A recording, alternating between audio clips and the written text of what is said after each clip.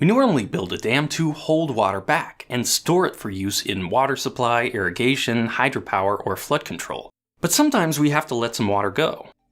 Whether we need it downstream or the impounded water behind the dam is simply too full to store anymore, nearly every dam needs a spillway to safely discharge water. Hey, I'm Grady, and this is Practical Engineering. On today's episode, we're talking about spillways.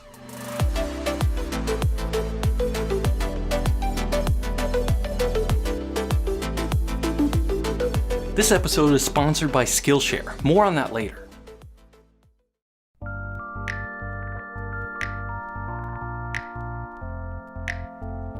To understand spillways, we first have to understand hydrology. More specifically, we have to understand the tremendous variability in inflows that can affect dams and reservoirs. Designing a dam would be simple if rainfall and snowmelt were consistent throughout the year.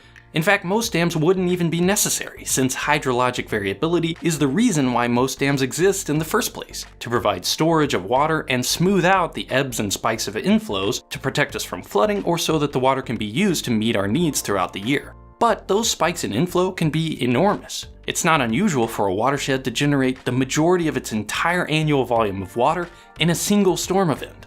Those inflows can reach a reservoir with very little warning, so dams need to always be ready to handle major storm events. As far as infrastructure goes, dams are fairly risky. Depending on the size of the structure and what's downstream, the failure of a dam can be catastrophic. In fact, some of the worst human-caused disasters in history have been failures of dams. For this reason, they're often required to withstand the biggest storm that we could possibly conceive, called the probable maximum flood. It's too expensive to build a dam so tall that it can store the entirety of this flood. On the other hand, we can't just let the flood overtop the dam, because flowing water can damage and destroy the structure. So in most cases, dams are designed with at least one spillway, a structure that can safely discharge floodwaters without causing injury or deterioration to the dam. The water stored behind a dam is called its reservoir, and the term spillway is usually reserved for a structure that releases excess inflows when the reservoir is already full. For example, a big flood or heavy snowmelt. This distinguishes spillways from other structures that provide releases from reservoirs like intakes that serve pump stations and penstocks that serve hydro turbines. Because of the variability in inflows, many large dams have two or more spillways. The smaller one is called a principal or service spillway that passes normal inflows when the reservoir is full, and the other one is called the auxiliary or emergency spillway that only engages during extreme events. Depending on the design, the auxiliary spillway may only flow for a few scary moments in a dam's entire lifetime. Because of that, they can be as simple as an excavated channel cut around the dam. It might not last very long, but it can protect the dam from failure in an extreme situation and be repaired afterwards. No matter how often it flows, a spillway has three main jobs, and there is a wide variety of structures that can accomplish these objectives. But I think if you're going to demonstrate a spillway on the internet, there's only one obvious choice for the model: the morning glory.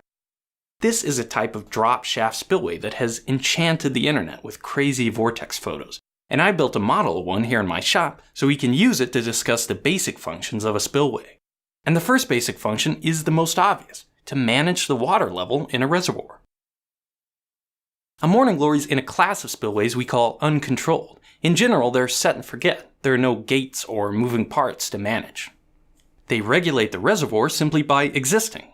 If it gets too high, the water flows out and the pool goes down. If the pool is below the crest, no water is released and the level goes up as precipitation makes its way into the reservoir. Most uncontrolled spillways are weirs, which I covered more in a previous video. A weir is simply a structure that allows water to pass over its crest.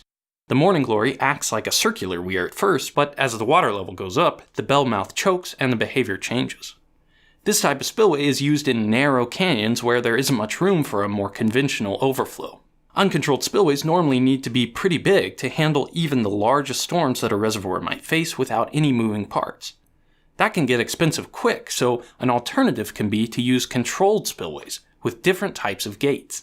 The gates add complexity to a spillway, but they can also reduce its cost by providing flexibility in discharge capacity, allowing for a smaller overall structure. The gates can be operated to match the size of any storm event, even if the spillway is relatively small. The next job of a spillway is to safely convey flow to the downstream side of a dam. In most spillways, including my model, water has to make its way from the top of the reservoir to a natural watercourse downstream of the dam. That's often a big drop in elevation, which means the water can pick up a lot of speed. This high velocity flow can cause major damage, so we need some way to contain it safely. Sometimes it's a pipe or a conduit, like in my model drop shaft spillway, and for open channel spillways, it's called a chute. A chute also needs training walls on the sides to keep the flow contained. Both spillway conduits and chutes are often made of concrete because it's one of the only materials strong enough to resist the damaging forces of the high velocity flow. That leads me to the final objective of a spillway, energy dissipation. I mentioned that all the water moving so quickly can cause serious erosion downstream of a dam. If not controlled, this erosion can progress upstream, eventually leading to failure of the dam. So all spillways need a way to dissipate hydraulic energy and slow down the flow before releasing it into a natural watercourse. For large spillways, this is often accomplished in a structure called a stilling basin that forces a hydraulic jump to occur. This is another topic I covered in a previous video, so check that out if you want to learn more. For smaller spillways, the dissipation can be simpler, like rock riprap, or even just letting the flow plunge into a deep pool like I'm doing here in my garage. Once most of the hydraulic energy is lost, the water can safely travel downstream without causing damage.